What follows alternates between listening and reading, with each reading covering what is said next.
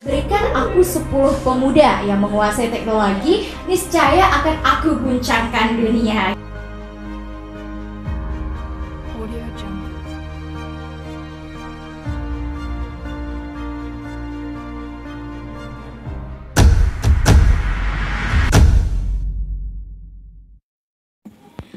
Assalamualaikum warahmatullahi wabarakatuh. Kembali lagi dengan saya Nisa Ismarhadu di podcast Diksi. Diskusi asik. Gimana nih kabarnya sobat podcast di rumah? Baik dong ya, pastinya. Pastinya sobat podcast di rumah penasaran nih, apa sih yang akan kita bahas dan siapa narasumber yang cocok untuk kita ajak pada diksi kita kali ini. Nah, kali ini kita kedatangan narasumber dari salah satu sekolah favorit di Lombok Timur. Kebetulan narasumber kita kali ini adalah finalis lomba debat bertema teknologi di Bali.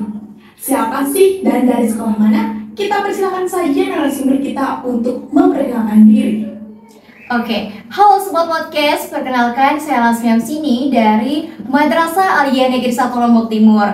Wah, saya sangat senang sekali nih bisa diundang untuk berdiskusi sebagai narasumber pada podcast kita kali ini. Dan bertemu dengan Nisa tentunya. Gimana nih? Oh iya Nis, ngomong-ngomong, apa sih yang bakal kita bahas sekarang? Ya, sobat podcast di rumah, sekarang kita akan bahas isu yang sangat dekat nih dengan kehidupan kita, yaitu tentang urgensi menguasai teknologi. Urgensi menguasai teknologi nih ya. Kata urgensi berarti mencangkup bagaimana cara kita untuk memakai, mengelola dan memahami teknologi itu sendiri ya Nis? Ya, benar banget nih Kak Lasmi. Sebelum kita berlanjut pada pembahasan yang lebih dalam lagi, kita mau tanya nih sama Kak Lasmi, bagaimana menurut Kak Lasmi gambaran umum keberadaan teknologi itu bagi masyarakat atau bagi kita nih?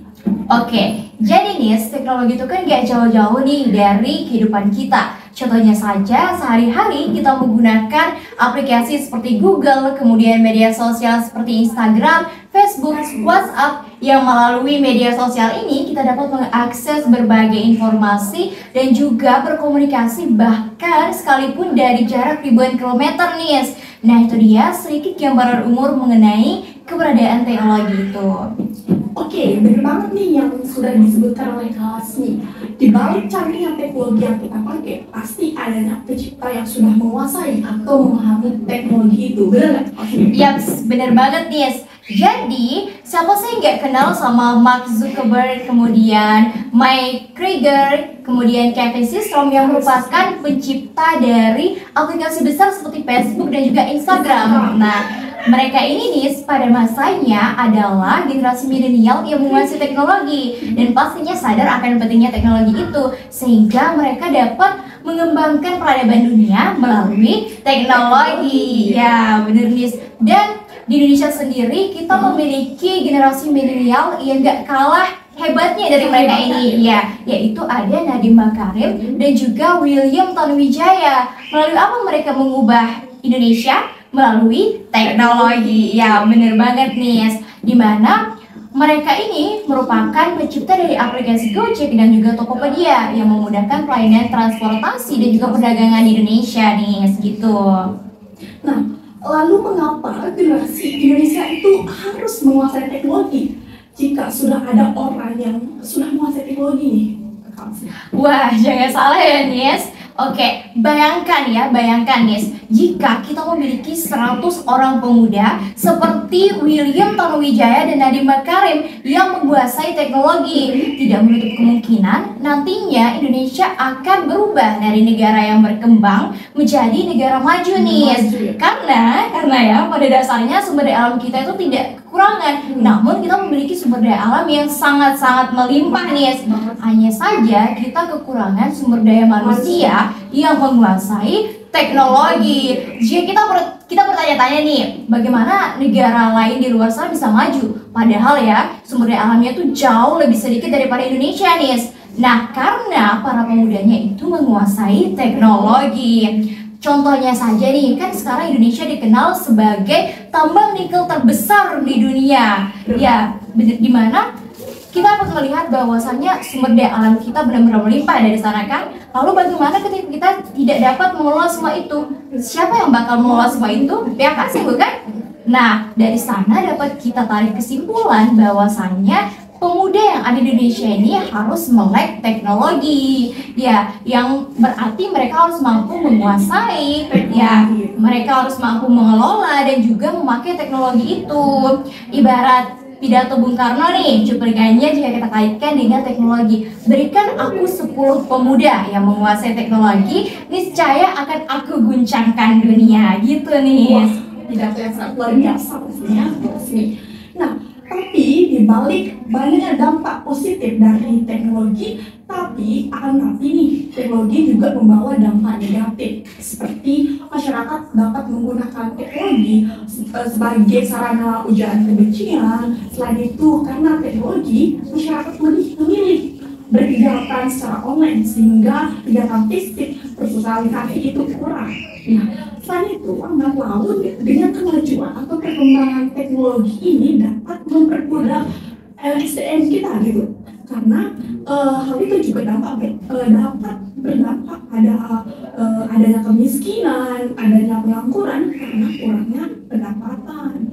Oleh karena itu nih, kuncinya adalah pemuda Indonesia ini harus melek terhadap teknologi, di mana pemuda harus menguasai, bukan dikuasai oleh teknologi. Jadi jangan sampai nih kita ini hanya sebagai user atau pengguna dari teknologi itu, namun kita juga harus melek terhadap teknologi, yang berarti kita mampu untuk mengelola, menciptakan, dan paham cara penggunaannya nih. Contohnya nih, saya beri tips sedikit ya untuk para pemuda di Indonesia agar tidak dikuasai oleh teknologi. Nah, jangan sampai kita sehari-hari kerjaannya tuh hanya scroll TikTok saja gitu ya. Namun kita harus dapat memanfaatkan aplikasi TikTok itu, contohnya seperti ini nih.